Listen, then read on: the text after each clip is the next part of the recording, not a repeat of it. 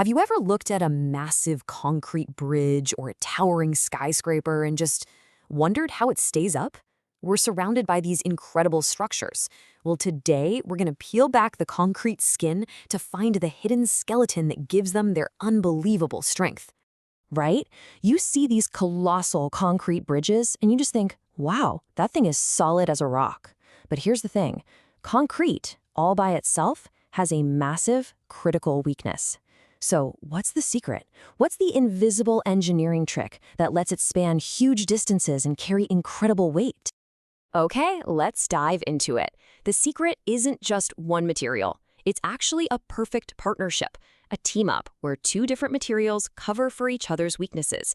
It's a fantastic story of strength and, well, weakness. So here's the deal with concrete. It is absolutely brilliant under compression. I mean, you can squeeze it, you can stack things on it all day long, and it's happy.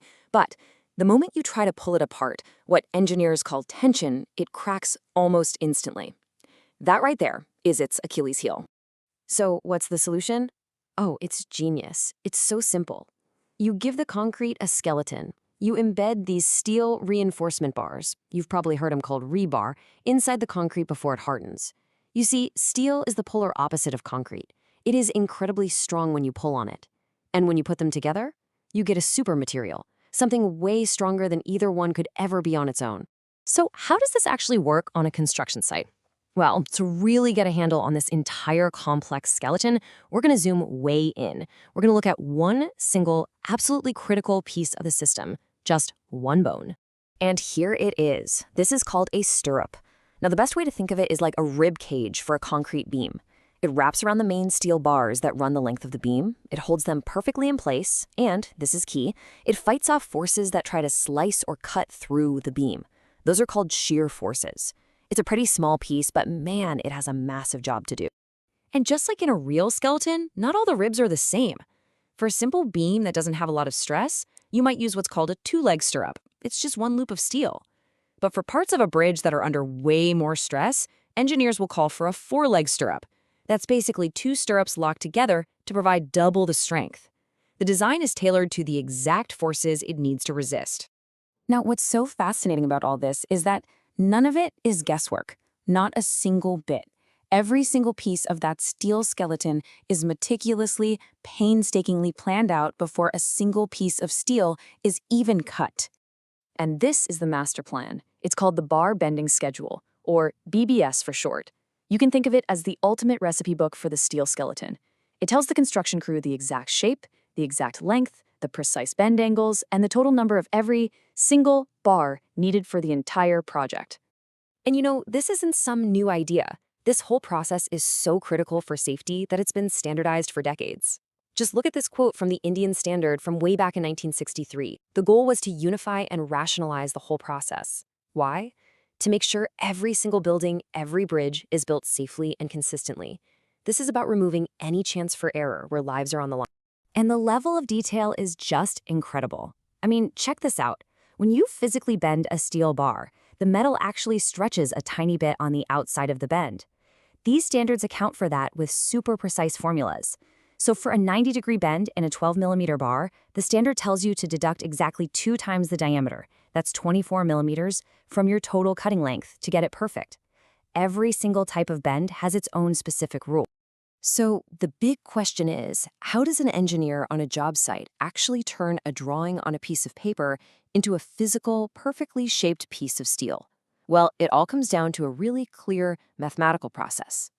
It really just boils down to these 4 steps. First, you grab the big dimensions of the concrete beam right off the blueprint. Step 2, you subtract something called the concrete cover. That's a protective layer of concrete that shields the steel from rust. Third, you subtract those little allowances for each bend using the formulas we just saw. And finally, boom, you've got it. The final, exact cutting length for the straight piece of rebar before you bend it. Let's make that totally real for a second. In the source material we're looking at, the engineer is working on a bridge girder that's 300 millimeters wide. The plan says it needs 40 millimeters of that protective concrete cover on each side. So you take 300, you subtract 80, and the internal width of your steel stirrup has to be exactly 220 millimeters. It's simple math, sure, but it has to be absolutely perfect. So after doing all that math, Calculating the cutting length, figuring out how many stirrups are needed, and the weight of the steel, the engineer in our source video gets this number. Just for one type of stirrup in one section of this one girder, they need over 500 kilograms of perfectly cut and bent steel. This is where all those tiny, precise calculations suddenly add up to a massive, massive scale. Okay, so once all of these individual bones are calculated, cut, and bent, they get brought to the site. And that's where they're assembled into the final skeleton, right before a single drop of concrete is poured. And it's so much more than just those stirrups. It's this incredibly complex web of steel. You've got the main bars that run the whole length of the beam. You've got the stirrups acting like the rib cage. You have spacer bars to keep everything perfectly aligned, special blocks to make sure there's enough concrete cover, and literally miles of thin tying wire holding the whole thing together. And the final result? Well, it looks something like this. It's an incredible three-dimensional lattice of pure steel. We're talking about thousands of individual pieces, each one calculated down to the millimeter, and they are all painstakingly tied together by hand. This is the true heart of the structure. The concrete that we all see on the outside, that's just the flesh. This right here is the skeleton that provides the real strength. So seriously, the next time you drive your car over a bridge or you walk into a big skyscraper, try to look past the gray concrete surface, because now you know that hidden just beneath it, there is this incredible steel skeleton, a true marvel of precision engineering. And it kind of makes you wonder, doesn't it? Now that you've seen this invisible skeleton,